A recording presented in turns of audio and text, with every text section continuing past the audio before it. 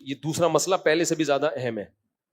وہ مسئلہ یہ ہے, نبی صلی اللہ علیہ وسلم کی صحیح حدیث ہے کہ جس نے راستے سے تکلیف دہ چیز نہیں ہٹائی, آپ جا رہے تھے کوئی گندگی پڑی ہوئی تھی, آپ نے نہیں ہٹائی, نبی نے فرمایا یہ ایمان کا سب سے آخری درجہ ہے. اگر یہ بھی نہیں کیا نا تو حدیث کا مفہوم کیا ہوا کہ آپ ایمان کے آخری درجے پہ بھی نہیں. کوئی کانٹا پڑا ہوا ہے, کوئی گٹر کا ڈھکن کھلا ہوا ہے, آپ رکھ نہیں رہے, کوئی گندگی پڑی ہوئی ہے, گوبر شوبر پڑا ہوا ہے, آپ ہٹا سکتے ہو لیکن آپ نہیں, لوگوں کے پاؤں آتے رہے اس کے اندر, بدبو آتی رہے, اتنا بھی اگر آپ نے نہیں کیا تو حدیث کے مطابق ایمان کا آخری درجہ یعنی انسانیت کی انتہا ہے, پھر یہ آخری درجے میں بھی نہیں ہو.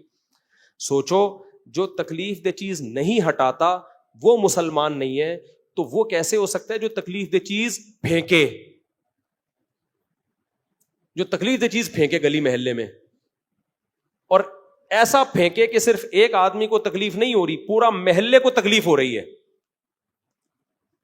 قربانی کے اگلے دن اور دوسرے تیسرے دن آپ حال دیکھا کرو کراچی کا کیا بن جاتا ہے. پہلے گندگی کم ہے, اتنی بدبو, کچھ لوگوں کو تو الٹیاں لگ جاتی ہیں, وہ بقرعید کے دنوں میں بھاگ جاتے ہیں شہر چھوڑ کے, وہ کہتے ہیں یار ہم افورڈ نہیں کر سکتے. اتنی غلاظت, اتنی گندگیاں, خون کی بدبو, اوجڑیاں, چھیچڑے, کوؤں کے بلیوں کی عید ہوتی ہے اصل میں, انسانوں کی نہیں ہوتی, اتنی گندگی. او بھائی جب آپ جانور لے کر آئے ہو, اس کو ذبح کر کے اس کی آلائش کو ایک کسی ٹھکانے لگانا یہ بھی آپ کی ذمہ داری ہے. گورنمنٹ کی ہے لیکن گورنمنٹ پوری کرے نہ کرے وہ اس کا ہیڈ ایک ہے, آپ کی بھی ذمہ داری ہے یہ. آپ خود نہیں کر سکتے, کسی کو پیسے دے کے یہ کام کروائیں. آپ کہہ سکتے ہو پیسے کہاں سے لائیں, تو جانور کہاں سے لے آئے, وہ کیا کسی نے زکات میں دیا ہے آپ کو؟ قربانی غریبوں پہ لازم نہیں ہے, مالداروں پہ لازم ہے. تو جس کمبخت مالدار کے پاس گلی کو صاف کرانے کے پیسے نہیں ہے نا, وہ کمبخت مالدار کے پاس قربانی کے پیسے کہاں سے آ گئے؟ نہیں آئی میرا خیال ہے بات. اگر آپ کے پاس گلی کو صاف کرانے کے, اپنے گھر کا باہر جہاں جہاں جانور نے گوبر کیا ہے, جہاں جہاں اس کی آلائشیں, خون وون پڑا ہوا ہے, یہ جو خون گرتا ہے نا 2-3 دن کے بعد سڑتا بھی ہے, اس میں بدبو آتی ہے بہت خطرناک قسم کی. اگر آپ کے پاس پیسے نہیں ہیں اس کو صاف کرانے کے, خود کرو یا کسی سے کرواؤ, نہیں ہے تو آپ قربانی مت کرو.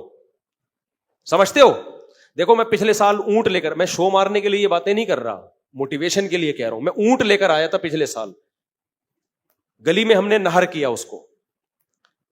اب جب میں نے نہر کیا ہے, میں نے قصائی سے بولا تھا کہ ایک بوٹی بھی, ایک چھیچڑا, ایک خون کا نشان بھی مجھے گلی میں نظر آیا نا 2 گھنٹے کے بعد, ایسی کی تیسی. یہ اونٹ کی جگہ کھونٹے پہ کون بندھا ہوا ہوگا؟ آپ بندھے ہوئے ہوگے. آپ پیسے زیادہ لے لو لیکن صفائی پوری ہو, اور پیسے پورے نہ پکڑائیں.